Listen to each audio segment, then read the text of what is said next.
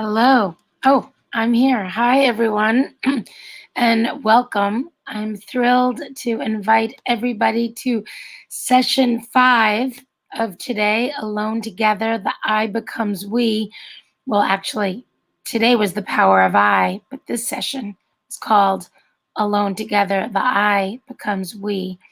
Because when I saw all of these films, and I knew that they were made by individual artists in their individual homes with their own set of experiences, with their own families, with their own very personal but universal way of experiencing this crisis.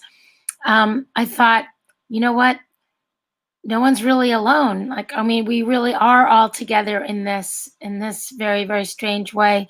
So I wanted the opportunity, as part of our workshop, to bring together filmmakers who um, who brought their own set of experiences, who had finished projects, who made them all around the same period of time, who probably had never met each other, except maybe the filmmakers who are connected through ADOC, to come together, and we would put a shorts program together, and they could talk to each other about their shared language, their shared experience, even though they were doing it from very different places. So join me in welcoming this wonderful, wonderful group of filmmakers. And I'm hoping I'm going to start to see them. Am I going to start to see them now?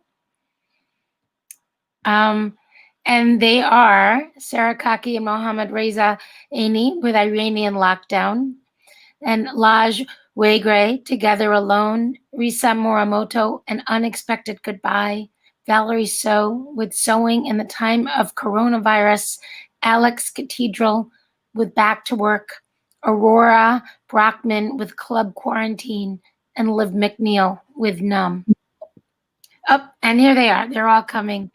And in this shorts program, we go from short to shorter to we go from short to shorter to really short to like really, really short and very, very, very viral.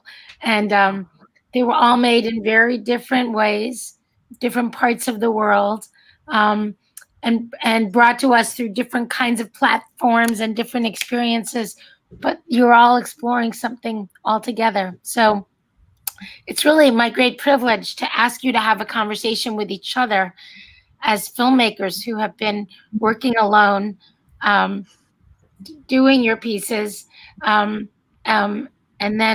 realizing, I guess, that you're really part of a very, very big community of artists who are all exploring the coronavirus and this crisis through film in very unique ways. So thank you for being here, all of you. I think we'll start we'll go in the order that we got to see the films, and maybe each one of you can kind of give your response. Like, why did you make this? When did you decide to say, okay, I need to step into the frame and do this from the first person?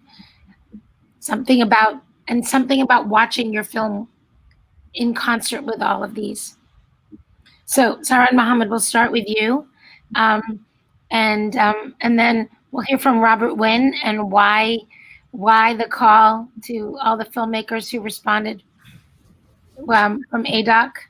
And then we'll go to Club Quarantine, and then we'll go to Liv. Okay, hi everyone. It's really an honor to be here. Thank you, Judith, for putting together all this amazing shorts relevant to COVID. Yeah, hi everyone. First of all, I'm happy that I'm here to talk about our films. First of all, I think it's a great opportunity to see the films all together. What you did, Judith, you are doing reminds me of Sergei Eisenstein theory that when you put separate different pieces together, you create something new, something bigger.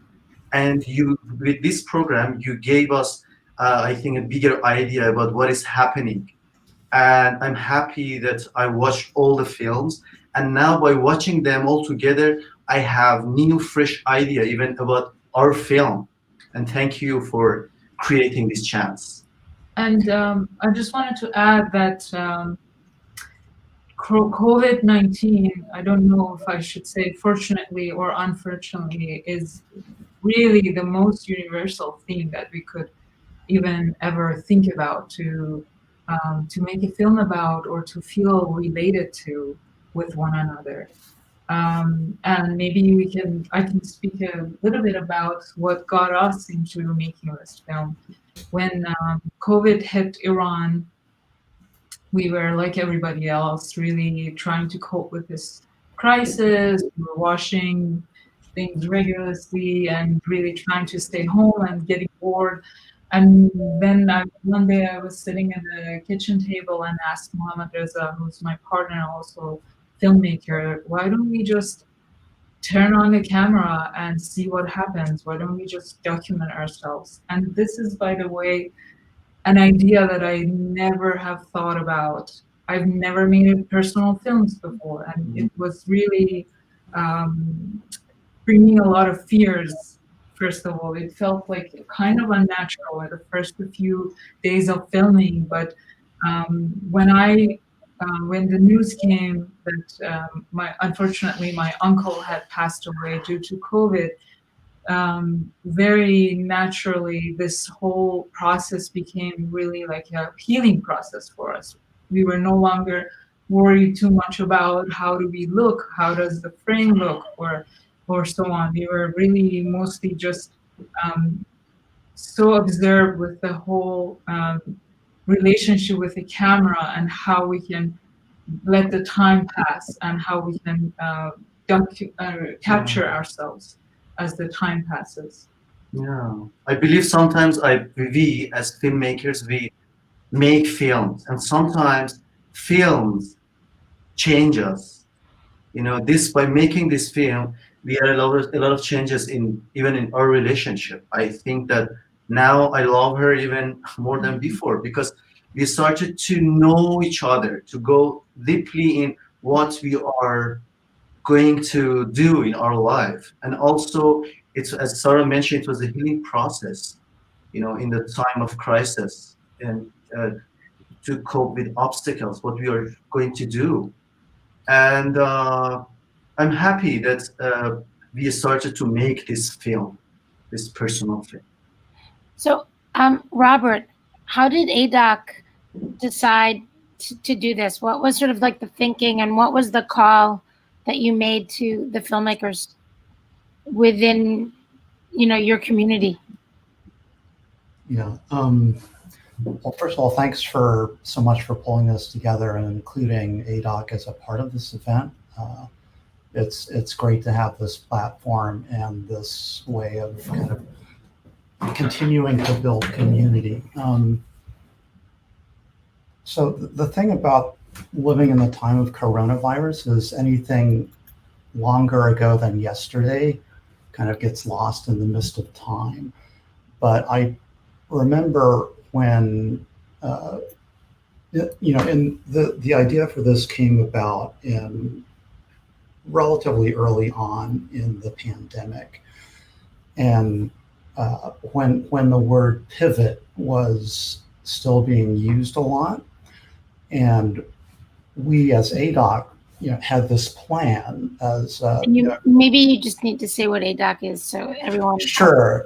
Yeah. So ADOC is a filmmaker-led network of documentary filmmakers who identify as Asian Americans.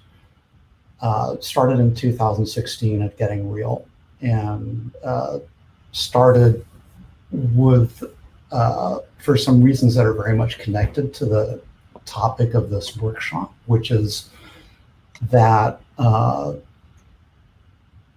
that as an Asian American documentary filmmakers, we were feeling marginalized and isolated within the documentary sphere. And the idea was by coming together as a community, that's a powerful thing.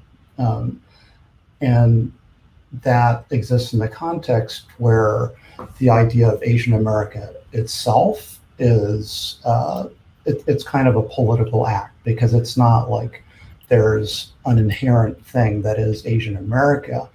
Asian America is something that we kind of create by willing it into being and kind of recognizing connections among us. So there we were at the beginning of the year. We thought we had this plan for like continuing to decolonize the documentary space, going to various venues, having meetings and all of that, and it all came crashing down. So what do we do as filmmakers?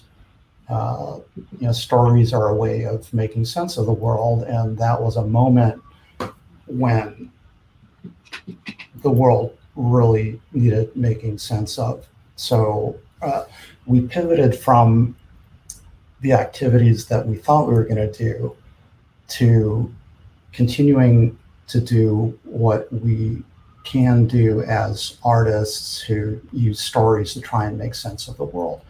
And the idea was just to capture these different experiences that make up the Asian American experience of COVID and the pandemic in the context of the larger experience. So we wanted to create these stories as like isolated individual experiences, but as part of a larger set of stories. So the idea was very much to have like a package of films that would continue to speak to each other. And they're amazing. But we chose the first person ones because we felt like the first person ones were going to speak to all of these other first person ones, and they spoke to each other. And so I wonder, Lisa and Valerie and Laj and Alexander, maybe you could speak to what it was like to sort of see your films in concert with each other's work as Asian American filmmakers from across the United States, and then what it was like to see it in relationship to these movies. Anybody? I'll go. Thanks so much, Judith. We did a small a screening for a conference a couple months ago, and that's where the first time I saw kind of the collective, a whole bunch of the ADOC films together, and it's pretty powerful when you see the broad depth of experiences, yet you can relate to every single one of them in some way, shape, or form.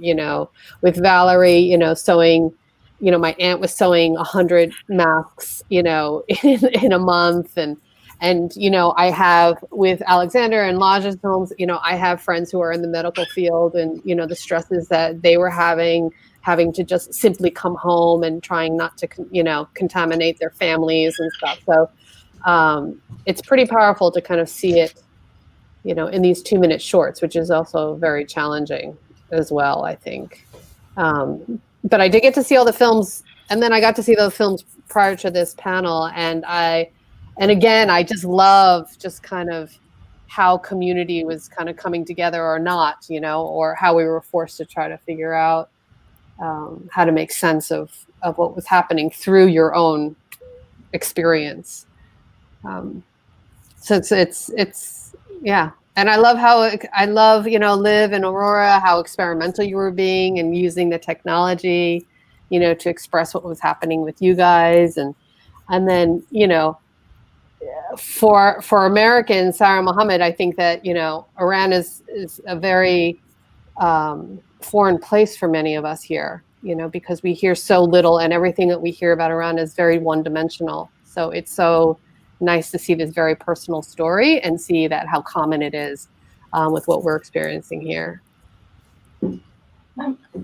Were any of you? Yeah, please. Oh, I just wanted to say, anytime, I think using that first person autobiographical approach is always a really great way to get people sucked into your story, right? Because as opposed to being like a really dry documentary or academic way of talking. So I think it's really a really great excuse me, a really great technique that everybody has used to talk about like a really, this incredibly serious issue that is all around the globe, but from a really personal perspective. Yeah. Did any of you, we'll go back to your individual films, but did any of you start to see like really common language? That there were things that each of you did that was really unique and different, but did you start to see like, oh, it's a really interesting common cinematic language that we're all trying to use to do this? Yeah, I just so I watched everybody's films and they were so moving. I almost started crying when I saw Sarah and Mohammad's film, and watching, because I have parents who live in India and I have family there, I have family here all over, and you were talking to your dad on the cell phone and he was singing to you and he was singing something about your eyes and I was like just tearing up. So, and that kind of like, that's such a deep, deep personal pain of not being with your loved ones, not able to touch your loved ones, and that deep frustration is kind of there in everybody's, like underlying everybody's film there. And it was so well documented and yet like not overpowering, like, nobody was like, oh my gosh, but it was just there and in everybody's films. And so I think that was the I saw that common thread, that deep personal pain of being away and how it was captured. Judith, again, thank you for doing this. I think watching them through, I think it really helped me see like this collective pain, and then this collective like healing that was happening. And I think for me, watching it was healing as well, because I think, as everyone said, I identified with so much of it and related.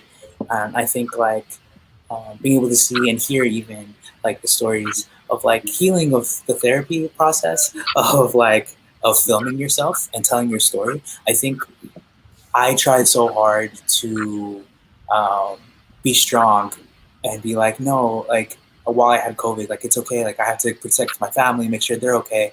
But when I watched back and was editing the films, like I'm really thankful that ADOC allowed me to be a part of that. I was able to actually look at myself and see like how hard it actually was and how painful it actually was, and like how like the pressures and how sad I was actually feeling.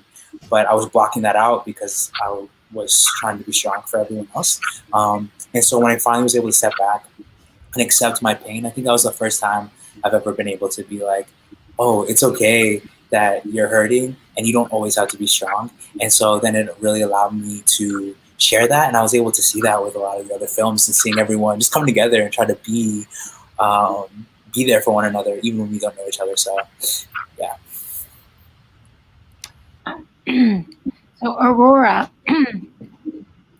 so maybe you could tell everybody what made you make this film, Club Quarantine.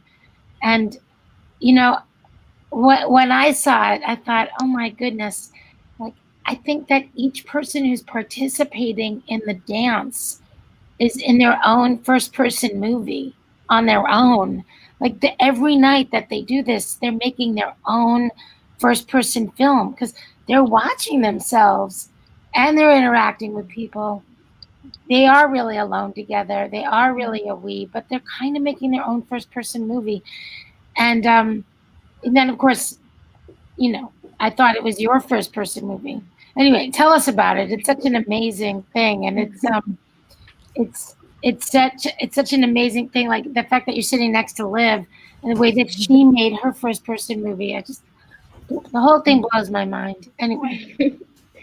Yeah, definitely. I think the initial inspiration for this came from the very beginning of COVID when I was having my own Zoom dance party with friends. I'm in grad school now and we could no longer like come together in class. And so as our way, or like socially even outside of class, because we were all on the same campus, but we were like siloed in our own rooms, which was really strange. And so we started having our own Zoom dance parties. And there was this like, there's something so silly about it. Like there's an absurdity that I was like dancing like with abandon in my bedroom. And, you know, like I hope people through the window weren't looking in on me, because it's like I'm in silence, I have my headphones on, but like you needed this escape. And I thought there was something both very sad, but very kind of like revelatory about that experience. And so initially I knew I wanted to make something about a Zoom dance party, because it just felt like this wonderful thing unique at this moment. And then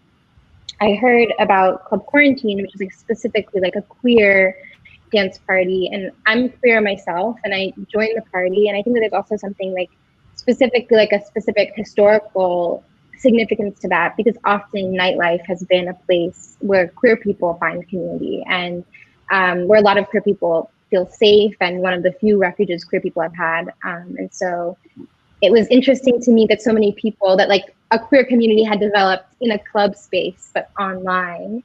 And the process of making the film introduced me to so many people from all around the world. Like through making it, I would have Zoom calls with people from like, oh my God, from Bolivia, like this Indian reservation in like northern regions of Canada, in there were some people I met who were in like India, Bangladesh, like people who had never even been able to access a queer community before, and only were able to access it because of Club Quarantine, and people who were like young people who they would be there because they're not out to their families. And so how it became like a community that was accessible to people who would never be able to go to like a physical club. So that, it was all just incredible to me. And then I think watching my film in this block of other films made me see how it was an extension of this process, where I was coming to get glimpses of all these different lives and experiences people were having during this time, and how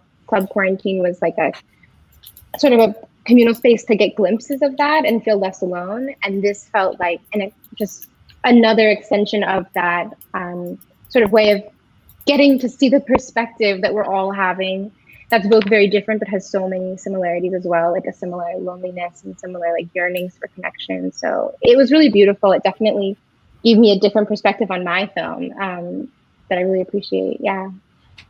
And the doctor in your film made me think about, you know, Alexander's family and Laj's family, and you know, and the fact that he could be, you know, in basically, you know, in an ICU and have 4 minutes where he could be with everybody, and then have to probably go intubate somebody. It's just unbelievable. It's unbelievable. Yeah, he was an amazing man. He was like a COVID doctor in New York at the height, not a COVID doctor, but he was a doctor who only treated COVID patients in New York at the height of the pandemic. And he would go into Club Quarantine because he had to isolate himself, and he lived alone. He didn't want to potentially spread COVID to anyone else. And so that was like his only way of having any social connection at the time. And he told me he did it because all he was seeing was death, and he like needed this reminder that there were still people that were like finding ways to find joy. Yeah, so this is amazing. Thank you. Liv, what was it like to see your movie in relationship to all of these? And Liv is coming to us from Toronto, right? Yes. Okay. It's been absolutely crazy. Like I think I've mentioned this before. It was originally a school project, and seeing it with everyone else, like all these amazing filmmakers. Not to mention, I'm so humbled to be here. I'm just a high school student. This is a school project. It's crazy to see my films beside so many other tragic and beautiful and amazing films made by amazing filmmakers. Yeah, it's just been crazy. Okay, but you got a little more? Oh, sure. I guess I'll say my film is just my experience. I haven't dealt with the worst of this pandemic, luckily, and I'm so thankful for that. I come from quite a privileged home, and I'm very, very thankful. So it's been crazy seeing everyone else's perspective, how everyone else has been dealing with this. You know? Yeah. Mhm. You're on set, right? Yes, this is my bed. Yeah. We recognize it. Since then, but that's where it was filmed. Yeah. Did you wear that shirt in the movie, or is Sorry? that a new shirt, or is that one of the ones you wore in the film? I think I actually wore this in the film. That might have been one of them. So did people see anything, like cinematically, language wise? Did you feel like you're all extensions? The movies are extensions of each other? Are they in conversation? Did anyone see that someone did something that was radically different that they never could have imagined? Do you just want to talk about the language of making a first-person COVID film? If there was no COVID, if it wasn't what we are going through right now, if the government wasn't doing what it was supposed to be doing, there wouldn't be this film. I wouldn't have made this film. It's very hard to be in front of the camera. I'm not used to that. So, and also I've never profiled my family in any of my projects. So if it wasn't for all that we are going through, I wouldn't have made this film. And it was very tough. In the beginning, I was documenting a lot of documentarians document. So you were documenting a lot of things, but I didn't have a purpose of what am I going to do with this constant footage that I'm gathering of my own family and my, I was just interested in finding out what can I get in my little world. So I was just documenting this and that. So for a long time, I didn't have this is what I'm going to make. And then you told me something on the phone the other day about what pushed you and your husband, or what pushed you to push your husband, and he said yes. Well, I think so. Two things. One was when I saw all the demonstrators gathering to protest the fact that they, not wearing a mask. The simple task that they won't wear a mask because of a right, while it just made me so angry. And at the same time, I heard on Terry Gross this interview with Max Brooks, who was talking about how prepared America was to handle a pandemic, that they had this Federal Protection Act and everything was going to roll out. So they were planning and preparing. And here, nothing of that sort was happening, and here I had to deal with taking care of my children were now home. All their internships moved home, and my husband now was hearing stories from his friends in New York about how terrible it is. And his own friend who runs an ICU in New York was in his own ICU, a patient now. So all this and they were telling us okay, now you have to be isolated. So we were what is it? So dealing with an unknown disease where your family is in such danger, and then at the same time seeing the lack of responsibility from the government, and at the same time seeing a group of people, probably having privilege of not having to worry about I don't know what, but protesting the wearing of a mask, I was I needed to do something. So that's where then the ADOC call came out. I was okay, I have to do something. It's 2 minutes. I can do 2 minutes. So, yeah, I really appreciate that we were able to kind of push back against the criminal failure of the U.S. government and the Trump administration in this way and really call them out, because this doesn't have to be this way. We don't have to be locked up this long. There are countries that have shut this stuff down. Yeah. And it's shameful that the U.S. government has failed us so horrendously. There's nearly 250,000 people dead in the United States from this. That's criminal. I agree. My 2 cents. I encourage people. I really want to plug this interview that I heard on Terry Gross by Max Brooks. It was called "All of This Panic Could Have Been Prevented." That's the title of the interview, and he really breaks down how prepared we were. So just a little plug for that. Was the ADOC call also in response to all the the horrible Anti-Asian. yeah, the violence. I mean, I was terrified for your community. I mean, let alone what our horrible president was saying. So, how do you think the film? I mean, don't get me started. But how do you he'll be gone soon. How did people use these 2-minute videos to try to address that? But in a way, I mean, it was so much better. You weren't addressing that. You were just making your beautiful films about your beautiful families, right? I mean, that's the best way to counter that, isn't it? Okay. Go ahead, Valerie. Go ahead. I was just going to say, Asian American filmmakers have always used film to kind of push back and to like take a political stance. And it's really, really great that we're kind of able to make these little miniature movies that carry on in the tradition of something like Who Killed Vincent Chin or The Fall of the I Hotel, which are classics, political activist films. So yeah, we do movies pretty well. You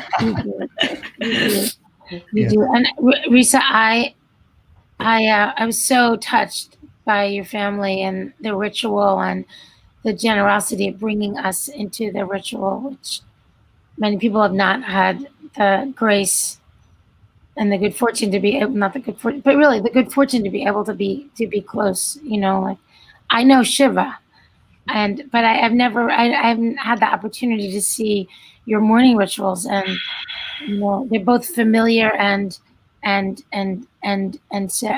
also incredibly unique and personal and universal. Can you talk about that a little? Mm-hmm. To be honest, it was all created at that moment because we never actually got to see his body, we basically got a call at 2:30 in the morning. I was told that he was unresponsive on a Wednesday. He was in a nursing home, and I wanted to see him on at least video chat. They said, he's resting. Let's wait till tomorrow. I said, fine. And then he was dead by midnight. So, and they said we couldn't see him. So there's a lot of and at the time, this was in April. So it was at the height of what was going on in New York. So there was just so much fear and, even asking can't we at least identify the body? They wouldn't even let us do that.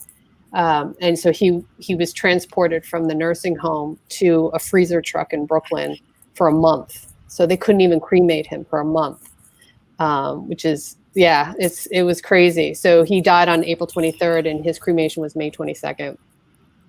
So in that time, we were trying to figure out, what were we going to do? Because we couldn't have a proper funeral for him. We couldn't do anything. And nor could we bring our whole family together. It was just kind of our immediate family. And so that's where I kind of came up with the idea of, because we have family in Japan and all over the world. And so I had everybody write letters to him, private letters that we didn't open, just to say goodbye. And he lived in Vermont for 30 years. And that's where all the branches, because he was very much a lover of nature. He was a wood sculptor. And so everything kind of had meaning, in terms of what we wanted to do to at least have some sort of weird closure. And I'm sure this is happening to families all over. Yeah. So I just picked up the camera because I had done it for my mother who passed away in October, and we had a vigil and a proper funeral for her. And I feel like as documentarians, that's what we just do. We just pick up the camera. We don't know if we'll ever see the footage ever again, but we just have to turn it on and then see. And thank you. And Sarah and Mohammed, so you mentioned offhand that you might turn this short into something that's even longer. Is that right? Yeah. So that might be a possibility. You're speaking with a producer who's interested in doing that. So we are sort of continuing our shooting journey, our filming journey. But I also wanted to speak to Risa and how I appreciate the process that you got to film, because it sort of, as I was mentioning earlier, it does sort of become a healing healing process. It's sort of like you're not, you want to pretend that you're not there in that moment, in that second. So you put a camera in front of you to filter everything and then see everything much later. Yeah, 100%. That's totally true. We're gonna have to end soon, which I'm so sad about because this is a very beautiful gathering of artists and hearts and open minds, and I feel like you're all gonna create a lot more work, and your films, each one is inspiring, and together they're really beautiful and special. And they are all out in the world. So everyone who's watching this, the ADOC films are out in the world, right? So ADOC, and we will make sure that everyone has all these resources. Wait, you know what? Are there any comments? There are comments. If anyone in the chat wants to say a last comment or offer something to the filmmakers, they'll be able to see it. If you go to the comments, you could see what people are saying. Liv's film, how many people have seen your movie now, Liv? I think it might be a little bit over 1 million right now. Wow. It's kind of amazing. It's kind of amazing. Are you going to make more?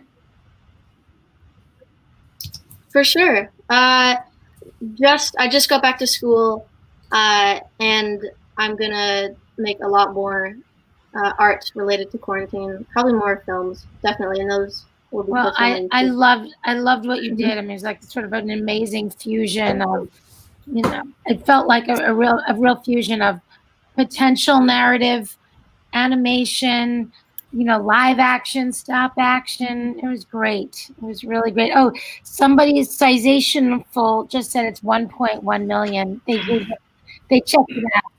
1. I mean, you're trending. It's a big deal.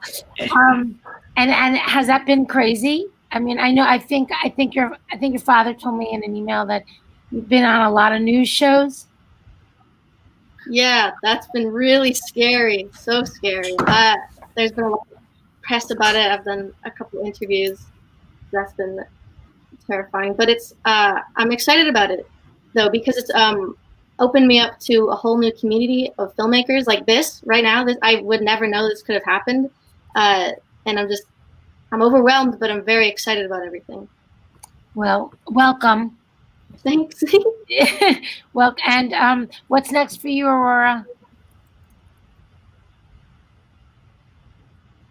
That's a great question. I'm in my last year of my MFA, so I'm working on my thesis film, which I think is going to be a personal film, actually. So very relevant to this conversation, I think, about my relationship between me and my mother. I don't know if I'm going to make any more Zoom films, although I loved it. I feel like we'll all be glad when we can get off of Zoom, so I don't know if I need to stay there. Well, I'll tell you, I have a great title for a Zoom film that I'm not going to make, so if anyone wants it, it's called Gallery View. I mean, we should start it right now.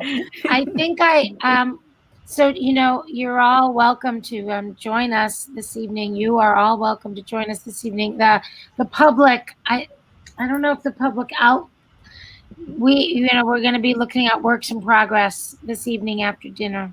4 works in progress, all first-person films. So if you take a break and you want to come back and join us, we have 1 from Lebanon, 2 from North Carolina, and 1 from Detroit.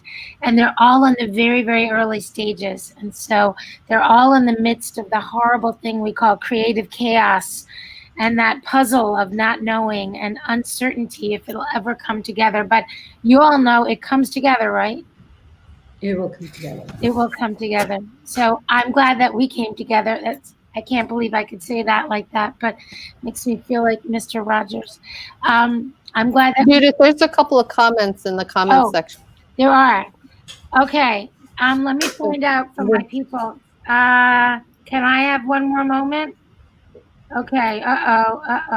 So I guess if there are links to share in social. They want to know, are there links to share on social? Would love that. We have a high reach. That's for any of your stuff. And can I, How do we how post in long, the? they want to know, Shane Nelson wants to know how long the editing process took on each film. So, okay, you're ruining my great transition from, it was great to come together from together, but it's okay, Shane. Can everyone tell in one word how long your editing process took? I want to go first so I can do a shout out to Anurana, who was my most amazing editor and supporter.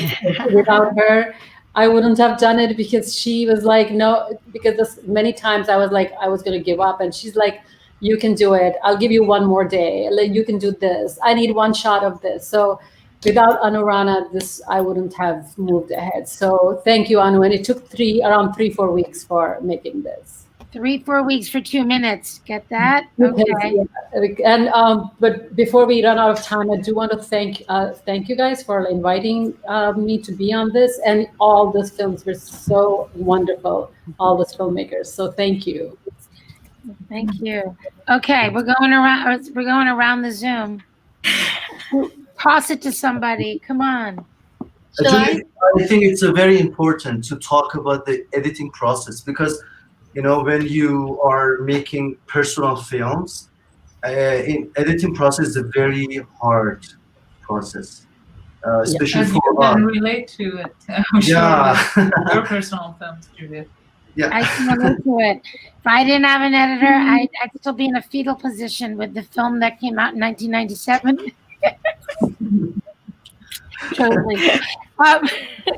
So how long did it take? And it was a few weeks, but because we started to edit the films together, it was even harder because, I think it was a combination of a lot of feelings. It was a narcissistic process. You're watching each other always, and sometimes I found many things about myself that sometimes I'm a dumb guy, and even for some scenes, some bitter scenes, it was hard for Sarah to watch it again, to rewatch. And also it was a question for Risa that how did you deal with that? When you cover a scene, you saw it, you are a witness of the scene, and that's it. But in the editing process, you have to watch it for many times. Yeah, and sometimes it was so hard, and yeah. So, okay, a few weeks. Yeah, hard, very difficult. Liv, what about you? So the whole process took around 3 weeks, a day to film, and a week in the editing suite, which is just my laptop. But I had to sit on my bed for a good 4 hours, just changing my wardrobe, doing motions, changing it again. And then it was very tedious to put those millisecond clips repeating over together. Yeah. Amazing. I hope someone took production shots. Did anybody? My dad might have, but other than that, it was just kind of me in my room. I hope they continued to feed you and you forgot to eat for hours at a time. They fed me, I promise. Oh, good. Lisa, what about you? It was probably about 3 or 4 days, I guess. And you did it yourself? I did it myself, yeah. I don't think I could have sat with it for much longer. I just wanted to get it done, And I was also under deadline, so that helps. Always. Yeah. What about Valerie? Yeah, it didn't take me very long to edit it because I just cut it to the narration. But I do want to say that one of the hardest parts of shooting was, since I was the only person shooting it, that I had to set the camera on a tripod, and there's a couple shots that are super soft because I couldn't figure out how to make the autofocus work. There's no one to yell at. Who do you yell at? Right. Wow. What about you, Alexander? I would say it took 3 weeks to a month, but I had COVID while I was editing it, and so it was kind of difficult. And I also, I was going back and forth with Grace, and she, like, one of the ADOC members, she was really helping me out with my story. And so I write it, and it's the first time really doing anything like that. So we went back and forth, and she really helped me out. And yeah, so I would say about 4 weeks. And it was hard because the story was still developing. Like my dad was in the hospital. He was about 10 days in still, and I was trying to finish it up. So I was like trying to figure out how to tell it and at what point. So it's a very long and deal with the fact that your dad was in the hospital. Yeah, exactly. Yeah. And Aurora? Man, the entire process took about 5 months actually, because I attended the party every night for 2 months, and each party is like 6 hours. So I had, like 200 hours of footage. And then plus I did lots of interviews, lots of stuff that never made it into the film. So in total, it was about like a 5-month process, it was a lot. It doesn't maybe look like a 5-month process, but it was about 5 months to make the film. I would love to see the making of that movie. I mean, I think the process of making your movie is absolutely as interesting as the movie itself, and so moving. Oh, okay. We could talk for hours, but we can't. So I have to have some restraint and say that we almost go have dinner, and I get myself out of the light and the mirror. I want to thank all of you for joining us for such a wonderful, wonderful, wonderful conversation. Someone just said, Aurora, your editing was fantastic. It's true. Aurora has gotten all sorts of wonderful accolades and is truly being recognized, even as she has not graduated yet from Stanford. So tell us the city that you're in and say goodbye in any language that you want to, and we'll call it a night for this. Go around. I'm going to say Khuda Hafiz, which is in Urdu. Goodbye in Urdu. I'm from Milwaukee, Wisconsin right now. Milwaukee. Oof. Come back, Judith. You were here once. I was. Yeah. Come on. I'm in San Francisco. I'm going to say goodbye. Thank you, Judith, for organizing and for Free. That was really a nice conversation. Such a privilege, and apply to the Free Film Festival. I will. Just want to say goodbye. Okay. Any language from another city? Thank you, Judith. I'm just in Canada, so I'll say peace. Bye. Peace out. Good night from New York. You're from New York? Yeah, Washington Heights. Wow, my daughter's sleeping there tonight at her auntie's house. Okay. I'll keep an eye on her. Thanks. I'll say good night from Park Slope, Brooklyn. Wonderful. Okay, Sarah Mohammed. Thank you, Judith. I would also say Khuda Hafiz. It's Persian and Urdu, the same, from Tehran. Yeah, and I said in 2 languages, Turkish, güle güle means with happiness, and also with the Persian, another Persian word, bedrood, to all of you. Yeah. Peace. Peace. That's awesome. Aurora. Yeah, I'll just say good afternoon because I'm in Los Angeles. And this is a really wonderful experience. So thank you so much for having me be a part of this. Okay. And I will say Shalom Aleichem from the Upper West Side of Manhattan. Okay, bye. Bye. Goodbye, everybody. Thank you so much. Okay, look for the links. Come to the workshop. Come back tonight at 7:30 for the workshop. Join us tomorrow. It's going to be an amazing